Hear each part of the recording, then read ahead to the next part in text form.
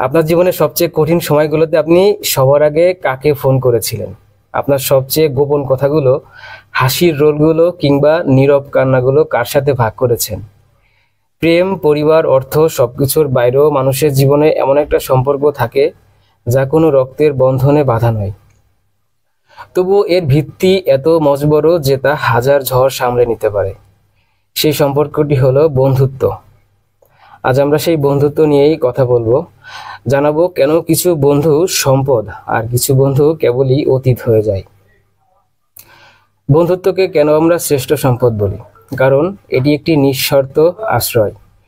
আপনার পরিবার আপনাকে ভালোবাসে, কিন্তু তাদের ভালোবাসা প্রায়শই থাকে প্রত্যাশা ও নিয়মের বেড়াজালে বাঁধা।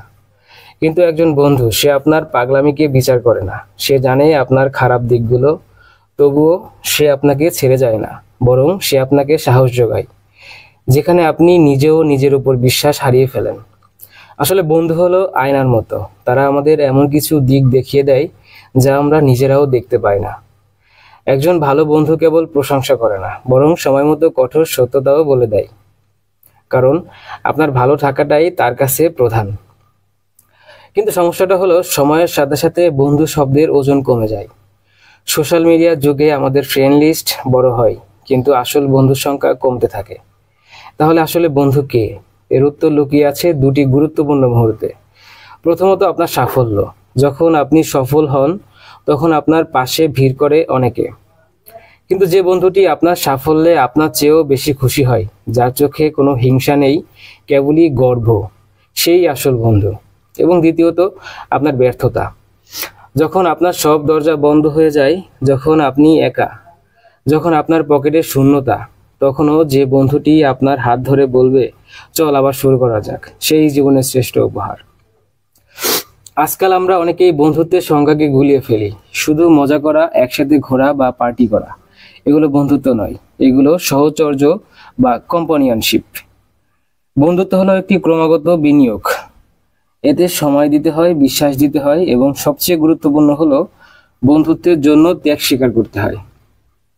যদি আপনার কোনো বন্ধু কোনো বিপদে পড়ে আর আপনি সামান্য একটি ফোন কল করার বা সামনাসামনি গিয়ে দেখা করার সময়টুকু বের করতে না পারেন, তবে সেই সম্পর্কটা কি সত্যিই বন্ধুত্বের যোগ্য? প্রশ্নটা কঠিন, কিন্তু নিজেকে একবার জিজ্ঞেস করা উচিত। সবশেষে একটা কথা মনে রাখবেন, বন্ধুত্ব এমন একটি শক্তি যা মনস্তাত্ত্বিকভাবে আমাদের সুস্থ রাখে। গবেষণায় দেখা যায়, যাদের জীবনে ঘনিষ্ঠ বন্ধু থাকে তারা মানসিক চাপ ও বিষণ্ণতায় কম ভোগে। তাই আজ একবার আপনার জীবনের সেরা বন্ধুটিকে মনে করুন, তাকে ফোন করে বলুন, দোস্ত, তুই আমার জীবনে কতটা জরুরি। আর যদি এখন পর্যন্ত আপনার জীবনে এমন একজন সত্যিকারের বন্ধু না থাকে, তবে হতাশ হবেন না। ভালো বন্ধু খুঁজতে যেও না, বরং প্রথমে নিজে একজন ভালো বন্ধু হও। কারণ যেমন বীজ রোপণ করবে তেমনই ফল পাবে। বন্ধুত্বের ক্ষেত্রেও এই সহজ নিয়মটি খাটে। বন্ধুত্বকে সম্মান করুন, যত্ন নিন, কারণ এটি কেবল একটি সম্পর্ক নয়, এটি আপনার জীবনের সবচেয়ে সুন্দর এবং নির্ভরযোগ্য অ্যাডভেঞ্চার।